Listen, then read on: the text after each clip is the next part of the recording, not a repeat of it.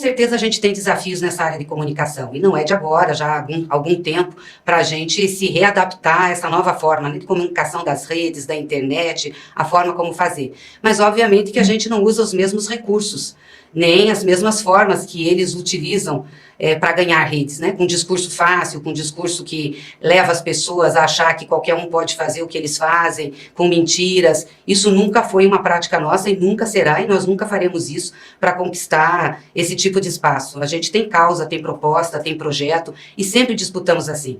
E é importante lembrar que o PT, desde que foi criado, há 44 anos, sempre lutou contra essa corrente da informação. A gente sempre teve menos acesso aos meios de comunicação, aos órgãos de comunicação, sempre lutamos contra isso e vamos continuar. E vamos continuar apostando nas propostas, naquilo que nós acreditamos. Obviamente que dinamizando e tentando nos adaptarmos a essas novas formas, sem entrar nesse discurso fácil, sem entrar nessa toada em que a extrema-direita entra e fica surfando nas redes sociais.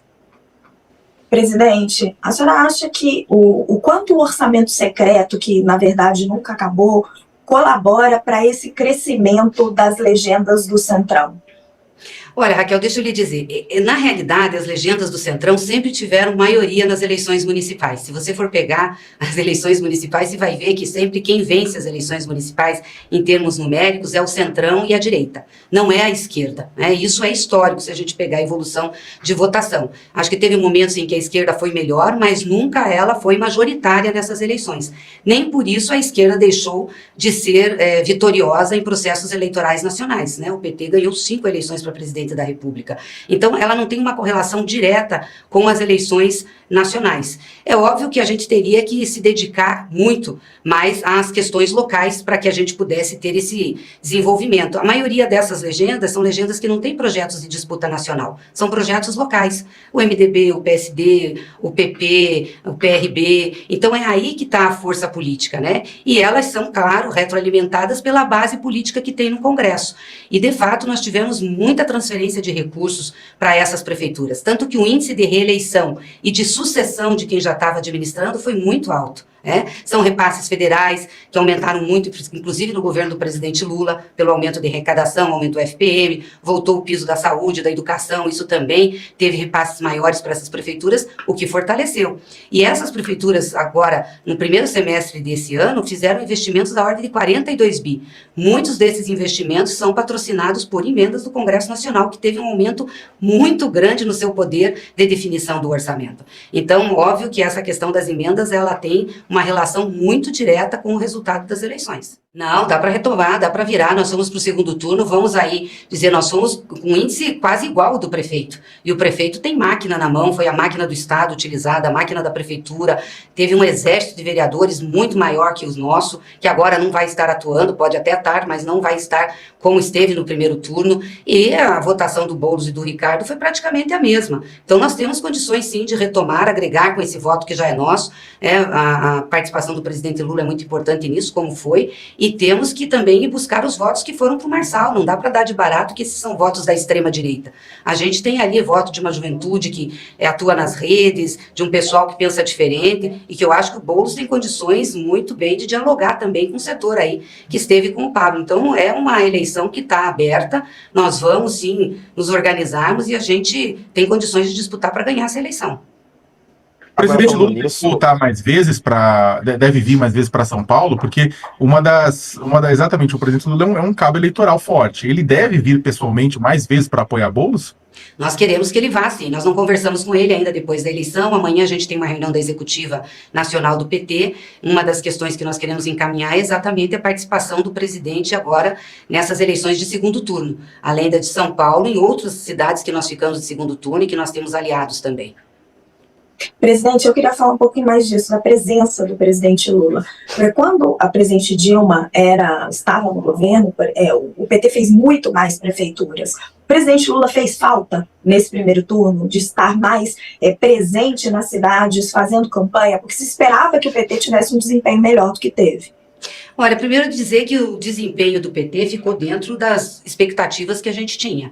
Nós nunca tivemos grandes expectativas para esse processo eleitoral de 24. O que nós queríamos? Melhorar o resultado de 2020. E nós conseguimos isso. Crescemos o número de prefeituras, crescemos o número de vereadores, estamos indo para a disputa no segundo turno em 4 capitais, mais 8 cidades, 9 cidades que são importantes de segundo turno. Então, eu acho que aquilo que nós tínhamos de expectativa, que inclusive é da recuperação da imagem do PT, a gente está cumpriu.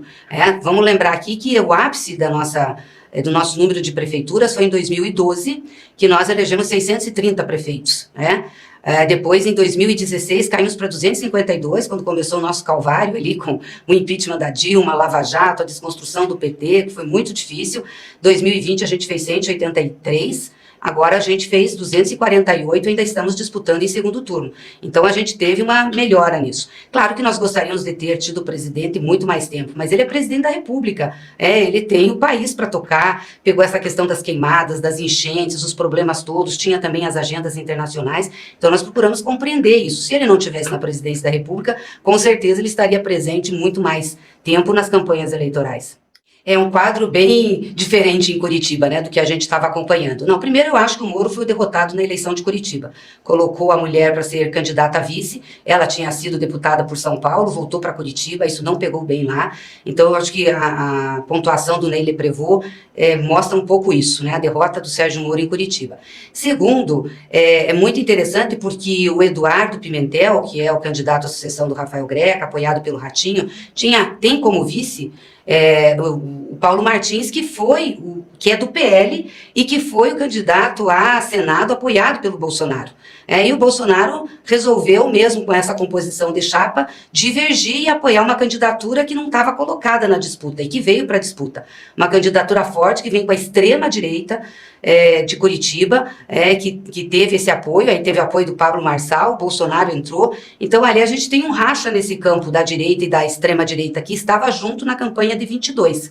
Eles vão se debater lá agora nesse segundo turno. Vamos ver o que vai acontecer nessa situação, mas é uma situação bem diferenciada aí, que mostra, claro, a força da direita, mas também nós, por outro lado, ao fazermos a composição com o PSB, a gente reestabeleceu um campo democrático ali. Nós, o PSB, o PDT, chegamos a 20%, essas forças políticas. Eu lembro que na campanha de 2020 o nosso candidato foi muito mal lá do PT, teve 3%, nenhum candidato progressista conseguiu ir melhor, o Goura do PDT, que foi um pouco melhor. Então agora, com essa união, a gente conseguiu reestabelecer um campo. Eu acho que tem uma reconstrução desse campo aí, mais de centro-esquerda, mas principalmente democrático e progressista.